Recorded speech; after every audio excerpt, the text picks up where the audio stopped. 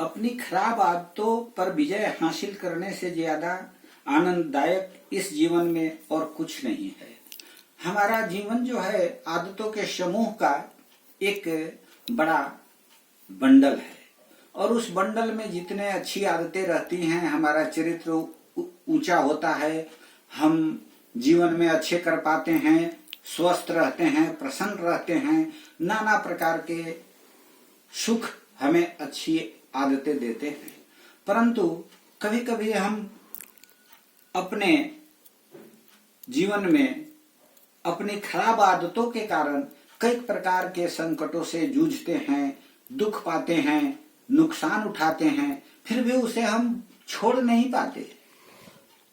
कहा गया है habit is the second nature.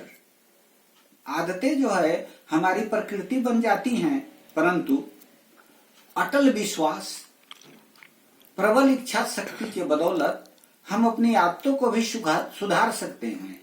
और यह ध्यान रखा जाए कि अपनी खराब आदतों पर विजय हासिल करने से ज्यादा आनंददायक इस जीवन में और कुछ नहीं है। जब हम अपने एक खराब आदत को छोड़ देते हैं और उसके जब सकारात्मक परिणाम मिलते हैं तो आत्मा में जो आनंद आता है, जो खुशी होती है, उसका कोई कीमत नहीं है, वो अनमोल है। इसलिए यह सोचें कि जीवन में व्यस्तता और सकारात्मकता से मन काबू में रहता है, मन को काबू में रख सकते हैं अपने जीवन को व्यस्त रख करके और सकारात्मक विचार रख करके, और इनके सहारे हम बुरी आदतों को पहचान कर उन्हें छोड़ सकते हैं। जो मिला उसी को चाह लो, जो नहीं मिला उसके लिए हाय तौबा मचाने से क्या फायदा। जीवन में कभी कभी हमारी आदतें ऐसी हो जाती हैं कि हम हाय तौबा मचाते रहते हैं, हमारे पास ये नहीं है, हमारे पास वो नहीं है। यह अनमोल जीवन मिला, दुर्लभ मानुष जन्म है, देह न बारंबार, तरवर जो पत्ता झड़े, बहुरी न लागे डार। एक बार जो जीवन में मानव जन्म मिल गया, यह सबसे अनमोल है। इसे पाकर प्रभु को धन्यवाद कीजिए। धन्यवाद भगवान, आपने हमें मानव का जीवन दिया है। उस परमात्मा के प्रति कृतज्ञता व्यक्त कीजिए कि हे प्रभु, आपने हमें मानव जीवन दिया। अगर इस मानव जीवन को पाकर आप कुछ गंदी आदतें पकड़ लिए, अपनी खराब आदतों को तुरंत छोड़िए, क्योंकि यह जीवन बड़ा दुर्लभ है। अच्छे में बुरा खोजने में मन माहिर होता है। मेरा मन जो है वो बड़ा चंचल है, बहुत तेज है। अभी तुरंत सोचते हैं सूरज पर पहुंच जाता है, तुरंत सोचते हैं चांद पर पहुंच जाता है, फिर सोचते हैं पूरे ब्रह्मांड की संरचना कैसी है, मन घूमने लगता है। इतने तेज मन को अपने काबू में करना बड़ा मुश्किल काम है। लेकिन मनुष्य एक ऐसा प्राणी है, भगवान ने इसको ऐसा बनाया है कि यह सब कुछ कर सकता है। मैं हर कुछ कर सकता हूं, ऐसा यह मानव जीवन है। तो इसे काबू में करने का एक सरल उपाय है। वह क्या है? भक्ति करें, ध्यान लगाएं, खुश रहें। अगर आप भगवान की भक्ति करते हैं तो भगवान की भक्ति से मन काबू में आ जाता है, और मन काबू में आ जाता है तो बुरी आदतों को छोड़ना आसान हो जाता है।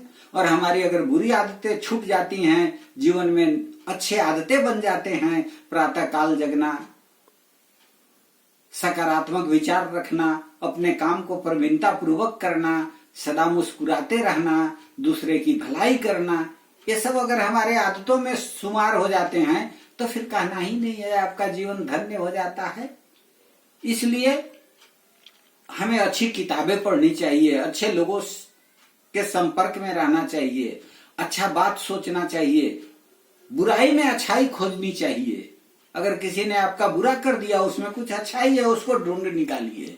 और अच्छी किताबें पढ़ना महान व्यक्तियों से संवाद करने के जैसा है। आप अच्छी किताबें बैठकर पढ़ते हैं तो आप उनसे बात करते हैं। प्रकृति से प्यार कीजिए।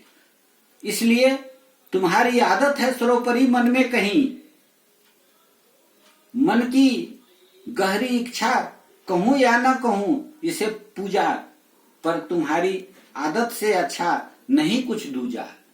इसलिए अपने आदत को सुधारें और अच्छे आदतों को बनाकर प्रसन्नचित जीवन जिएं, ध्यान लगावें, भगवान का स्मरण करें और आने वाली पीढ़ी को अच्छे संस्कार से ओतप्रोत करें, क्योंकि आने वाली पीढ़ी हमारा अनुकरण करती है और हमारे बच्चे ही राष्ट्र के धरोहर हैं। तो उन्हें अच्छे संस्कार देने के लिए हमें अपनी अच्छी आदतों को अपनाना होगा, अपने आप को एक आदर्श जीवन जीकर उन्हें उदाहरण देकर उनके जीवन को संवारने का समय है। इसलिए आप